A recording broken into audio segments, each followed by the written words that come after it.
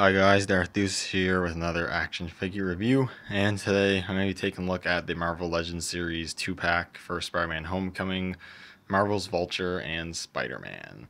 It's been a while since I've gotten 4-inch Marvel figures, mainly because the 6-inch line just is better. I won't deny that. But that being said, I've been looking out for this pack because I really want the 6-inch of Vulture with the wings, but he's pretty expensive online right now, and I'm just not going to be getting him anytime soon, but I really want to be taking some toy photography of the Vulture or whatever, because Vulture is probably my favorite MCU character right now, so I thought I'd pick this one up because the 3 3/4 inch one looks decent. Okay, let's take a look at the packaging first. So here you got the packaging. I do like this packaging. It's pretty cool. It's pretty sleek. There's not a whole lot of extra space going on, which I like. Spider-Man Homecoming, pretty nice image there. I did really like the movie too. I saw the movie in theaters. I liked it a lot. The two figures there, and you got an image of Spider-Man, an image of Spider-Man, Spider-Man, Marvel's Vulture, Legends series, nothing on the bottom or anything.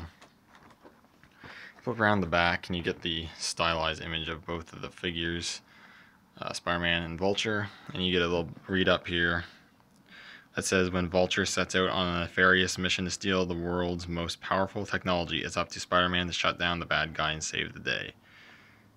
So yeah, that's pretty cool. Here's the other one you can get, actually. It's a comic Shocker and a comic Spider-Man, so that's kind of cool too.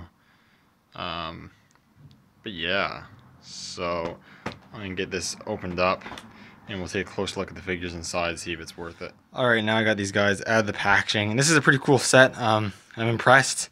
It's one of the better of the newer 4-inch Marvel figures sets, and just figures in general. Definitely when the Marvel Universe, they rebranded Marvel Legends, the quality went down a bit, and mainly in the articulation department, because sculpt's still been pretty good and whatnot. But anyways, yeah, I'm pretty impressed for the most part. There's still things I don't like. They're still not the perfect figures in the world. I definitely really like the Vulture figure, though. It's surprised me. I like it a lot. And let's take a look at the Spider-Man first. And it's a pretty cool Spider-Man figure. Sculpt's really good, and I think that's the best part about this figure is the sculpt. If it wants to focus. There we go. All the webbing details all sculpted in. His eyes are sculpted, and you can even see the sculpts of the lines for the lenses there, which is really cool. And the black and the white looks really good, and I really like the mask design. It just looks really nice. And the rest of the figure here, the red's a very nice vibrant red.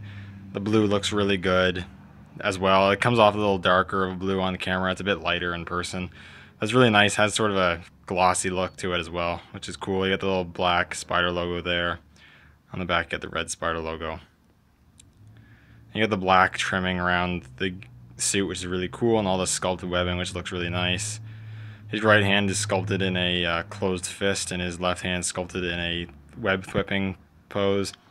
The web slingers are actually sculpted on his wrist, which is really cool.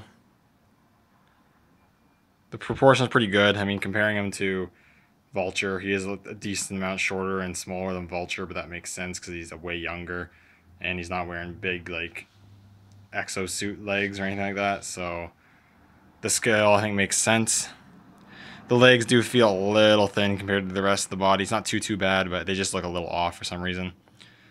One thing to take note, at least probably not all of them, but on mine, Spider-Man's pack is right weird, so his joint is right bent up, and his knee joints are right gummy, so you're gonna want to be careful about that. I'm gonna have to straighten this out more, so it looks a little weird.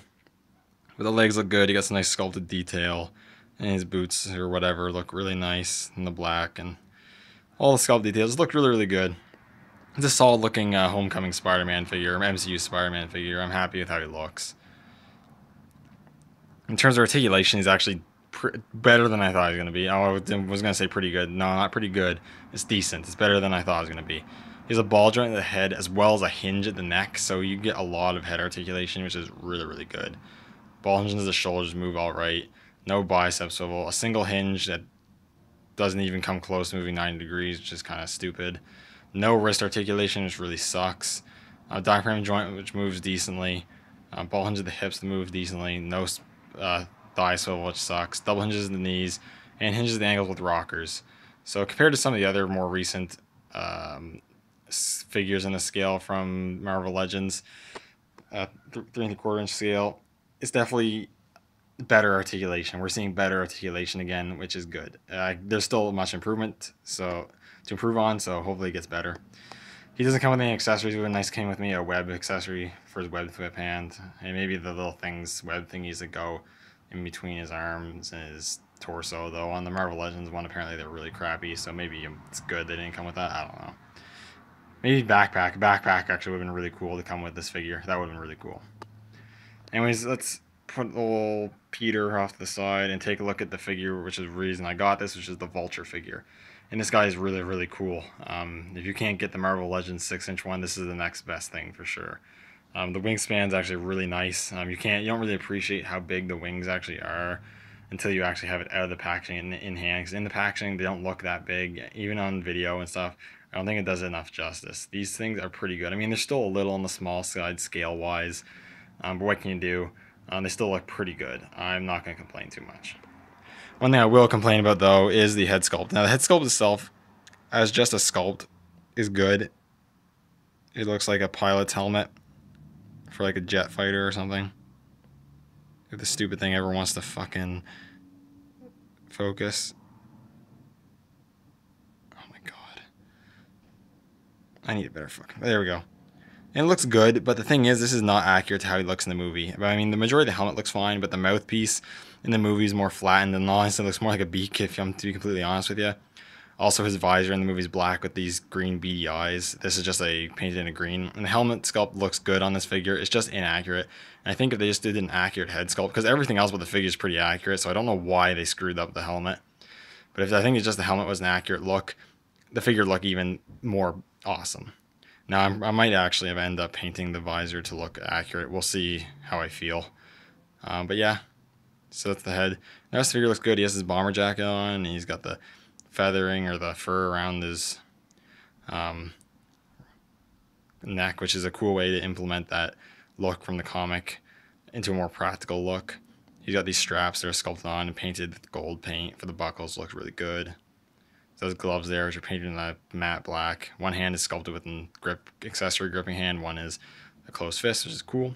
It's got a belt here, which is painted gray with some gold paint apps. It's got the green pants here, some nice sculpting details and straps.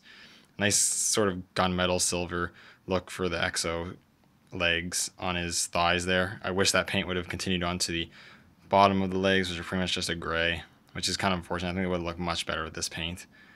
But they still, sculpt-wise, look really good. I love the sort of talons and the claws. I also really love the concept in the movie, how he had like this exoskeleton kind of thing. I thought that was really, really cool.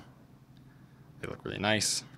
Got peg holes, and because the feet are so wide and whatnot, he's not top heavy at all. Well, not at all, but barely top heavy with the wings. He can stand up pretty much completely straight with the wings on, which is awesome. And overall looks really, really good. We'll take a closer look at the wings in a second. In terms of articulation, he has a single ball joint in the head, and you move up and down a little bit and side to side a bit. It's a bit hindered because of the torso and just the helmet sculpt in general. Ball hinges of the shoulders move okay. Single ball hinge at the elbow. No wrist articulation, unfortunately, and no bicep swivel, unfortunately. No torso articulation, which kind of sucks. It would have been nice to see a diaphragm joint on this guy, but it's not a huge deal. Ball hinges at the hips, which are decent range of motion. They are a little loose. I mean, they're not super loose that they're loosey-goose moving around, but they are not as tight as I maybe like them to be. No bicep, thigh swivel, which sucks. Double hinges in the knees to move good, and hinges at the ankles with rocker joints that move really good as well. So articulation is definitely not terrible at all. It's definitely workable. It could be better, of course, but what can you do? In terms of his accessories, he comes with obviously his wings, which can be removed. There's 2 peg holes, and it pegs in really nice and tightly. It's not falling off at all, which is awesome. The wings actually have articulation, not much, but you can have them in this up pose, and you can move just one wing and both wings will move, which is an awesome little functionality. And you can move them down if you want. Maybe this would be more gliding sort of pose or whatever, and then for a more like stopping and landing kind of pose. I don't know. It's really cool you can pose them. Paint app's really good. It's pretty much just a gray with some dark green, but it looks good. It's decently accurate. You got the spot where the turbines would have been. It would have been nice to get maybe the turbines sculpted in rather than just these holes, but it's not a huge deal. And it looks good. You got some openings there. You got the ends here, look really nice. Some green paint apps look good. Again, the scale is really good. I mean, the wings are a little thinner and probably a little shorter than they are in the movie and compared to the Marvel Legends 6-inch one, but this still looks really, really good. Like, they're still pretty big. I really can't complain. It looks really cool. And overall, he's a really, really cool figure, honestly. He's probably one of the better 3 3/4 inch Marvel figures Hasbro's released for the Marvel line in a while. And he's putting them back together again.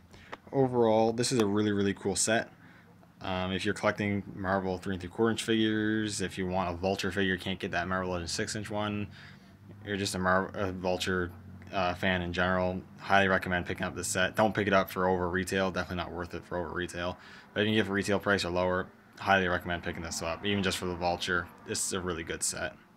Anyways, thank you guys so much for watching. Let me know what you thought of Spider-Man Homecoming if you've seen it and what you think of the figures. And I'll see you all in the next video.